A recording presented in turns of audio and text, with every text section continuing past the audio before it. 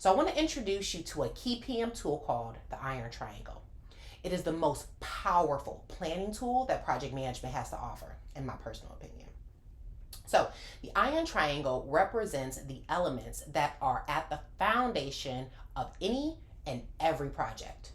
That's scope, time, and resources or budget. So when I describe scope, what I'm really saying is the outline of what is encompassed in the overall goal. That's all of the requirements, all of the details that need attention. Time, obviously, is time. But budget or resources, I want to talk about this a little bit because you can perceive it differently in your company, where it's easy to think about the financial budget, right? Or the time budget of your human resources.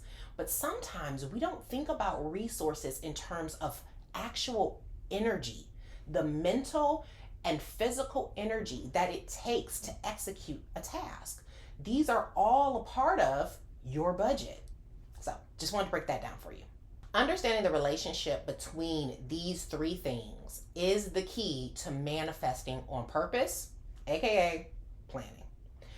So when you understand the impact that limitations that are placed on the one will have on the others, it's much easier to see what is required to maintain balance and sustainability. It also becomes clearer how to approach making a plan that meets the needs of what you have to start with. Like, what do you have available to you, be it scope, time, or budget? And everything is figure outable. That's a word. As long as you have a healthy attachment to these three things and balanced expectations. So let's go back to that scenario for a bit. So this executive is really already experiencing burnout symptoms. Her body is physically exhausted most days. She has mental fogginess and forgetfulness. Weight gain, her chest is hurting in meetings, her body's stiff and ached, and she has not had a bowel movement in a few days. She's got a little indigestion. So that means her time and her energetic resources, her mental and her physical resources are being overspent to accommodate a scope that is obviously out of her capacity. And so if she wants to manifest a different workflow as a project, that will help her to deliver at work and without burning her out. What she needs to do is focus her planning efforts on deciding ways to reduce her overall commitments, i.e. her scope. So meaning, what are the things that she's spending time and energy on that she thinks she needs to do, but she actually doesn't?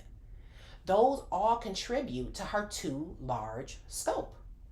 Now, there's three things you want to consider during the planning phase. Number one, prioritization. Now, if she starts getting curious about what she really wants to do versus what she thinks she has to do, she can start calling for decisions around how she's currently prioritizing her attention. No is a full sentence. Number two, risk management. So in the planning phase, you also take time not just to consider the risk, like what could go wrong, but you actually make decisions about how you plan to address them if they come up. And then finally, people management. Planning is really when you take time to consider who needs to be in the room. Having the right people who you can, touch base with for their expertise or their input is such a waste reducer and a time saver.